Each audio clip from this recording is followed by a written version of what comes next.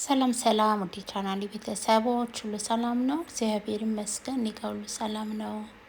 እናንተ ጋር እንዴት ነው? ሁሉ ደህና? እንግዲህ ሰሞኑን ዩሮፕ ላይ ያው ሙቀት ጨምሯል ማለት ነው። ሆኖም ሳለ እኔ ያለሁበት ሀገር ደግሞ በጣም ጥሩ ላይ ነን፣ እግዚአብሔር ይመስገን። ሌላው ከተማ ግን ያው ብዙ ሙቀት እያስተናገዱ ነው ማለት ነው።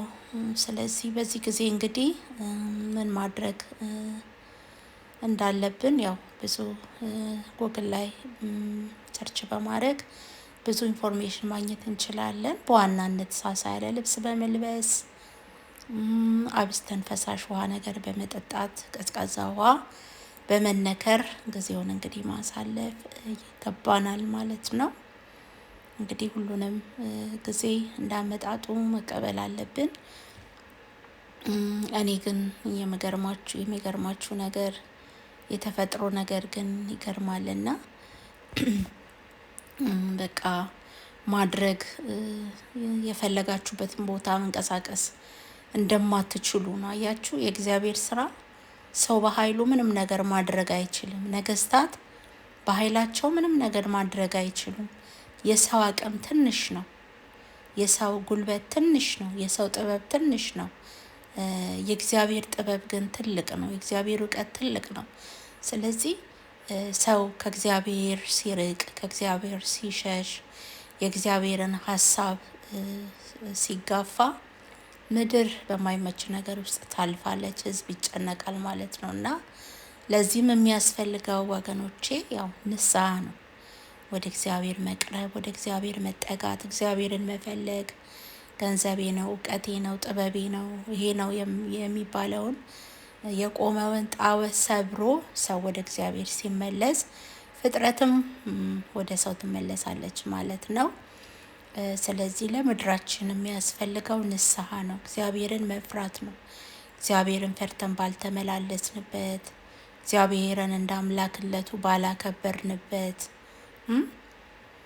ከእግዚአብሔር ይልቅ ለጣዖት በተሰገደበት እግዚአብሔርን ሰዎች ሸሽተዋል። በዚህ ዘመን ራሳቸውን ያመልካሉ፣ ሰውን ያመልካሉ፣ ገንዘብን ያመልካሉ፣ ጣዖታትን የተፈጠረውን ያመልካሉ እና ስለዚህ የእግዚአብሔር ቅጣት ነው።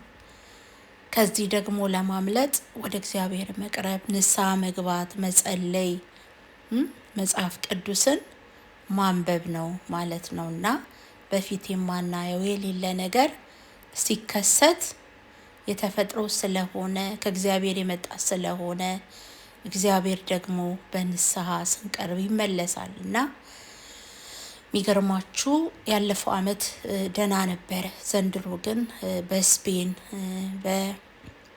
በፈረንሳይ እንደዚህ ዩኬ ጨምረዋል። ስዊድን ክሮሺያን ጨምሮ ማለት ነው እና ቤቶች አሰራራቸው ድንጋያማ ነገር ነው። ህንፃ ይበዛዋል እና ደግሞ ማቀዝቀዣ ቤቱ ስራ አልተሰራም። ምክንያቱም የቤቱ ሲጀመር አሰራሩ ያው እስኖ ስላለ ቅዝቃዜ ስላለ ያንን እንዲከላከል ተብሎ አላማ ተደርጎ ነው አሰራሩና ከዚህ የተነሳ ሱቅ ውስጥ ራሱ እጥረት አለ። የፋን ብዙ አቅራቦት የለም ማለት ነው። ሰውም ዣንጥላ ይዞ የመሄድ ልማድ የለውም። ከዚህ የተነሳ ብዙ ህጻናት፣ የልብ ህመምተኞች፣ በእድሜ የገፉ አዛውንቶች ነው ነፍስ እያለፈ ያለውና እንግዲህ ይሄ በራችንን ዘግተን ነው። በር ዝጉ ተብሎ በየአንድ ሰዓቱ አላርም ይጮሃል። ምክንያቱም የተኛ ሰው ካለ እንዲነሳ በተለይ በእድሜ የገፉ ሆስፒታል ገብተው ትሪት እንዲደረጉ እየተደረገ ነው ማለት ነው። አጠገባቸው ሰው የሌለ በእድሜ የገፉ እና ይሄ የሚያመለክተው እንግዲህ የመጨረሻው ዘመን ነው። ትላንት ያልነበረ ዛሬ ሲታይ፣ ከትላንቱ ይልቅ ነገሮች ሲከፉ፣ ተፈጥሮ ራሷ ፊቷን ስታዞር ሰው ወደ እግዚአብሔር መጠጋት አለበት። አያችሁ፣ ወደ እግዚአብሔር መመለስ ነው ያለብን። ሁላችንም ይቅር በለን ማረን ብሎ ወደ እግዚአብሔር ነው መጸለይ የሚያስፈልገው። ይሄ በሰው እጅ የሚስተካከል አይደለም። በዣንጥላ የሚመለስ አይደለም።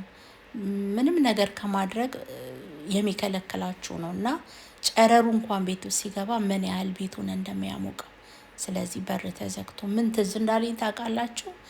ሎክዳውን የሆንበትን የኮሮና ጊዜ ነው ትዝ ያለኝ። አያችሁ ያኔም በር ተዘግቶ ነበር አይደለ? ከቫይረሱ ሰው ራሱን ሲጠብቅ የነበረው ከእግዚአብሔር ጋር። ስለዚህ አሁንም ጨረሩ የፀሐዩ በር አልፎ እንዳይገባ ቀን ቀን ይዘጋል። ማታ ማታ ደግሞ ከምሽቱ በኢትዮጵያ ሰዓት አቆጣጠር እስከ 2 ሰዓት ተኩል ድረስ ፀሐይዋ አትጠልቅም። እስከ 2 ሰዓት በተለይ ታቃጥላለች ማለት ነው። ከዚህ የተነሳ እንቅልፍ የላችሁም። በቃ ውስጣችሁ አይምሯችሁ ያው ቀን ነው ብሎ ስለሚያስብ እንቅልፍ የለም። ከዚህ የተነሳ ያው የሰውነት ድካም ቀን ላይ ይመጣል ማለት ነው። እንግዲህ ስለ ሀገራችን ስለ ኢትዮጵያም ማስበን እግዚአብሔርን ማመስገን አለብን። እንግዲህ ሙቀቱ ያው ያለፈበትና የሚኖርበት ነው የሚያውቀው። ሙቀትን የማያውቅ ሰው ሊረዳና ሊገባው አይችልም ማለት ነው። ስለዚህ እንግዲህ ያው ነጣ ነጣ ያለ ልብስ በመልበስ ውሃ በመጠጣት መንቀሳቀስና ራሳችንን መጠበቅ ያስፈልገናል ማለት ነው። ችላ ማለት አያስፈልግም። ቅባታማ ነገር መመገብ አያስፈልግም። ዘይት መቀነስ ነው፣ ስጋ መቀነስ ነው።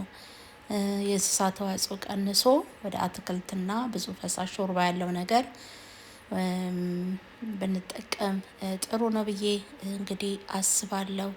ውድ ቻናሌ ተከታታዮች እናንተ እናንተ የምትኖሩበት ሀገር አየሩ እንዴት ነው የሚለውን በኮመንት ስራ አስቀምጡልኝ። ላይክ አድርጉኝ። አመሰግናለሁ ባይ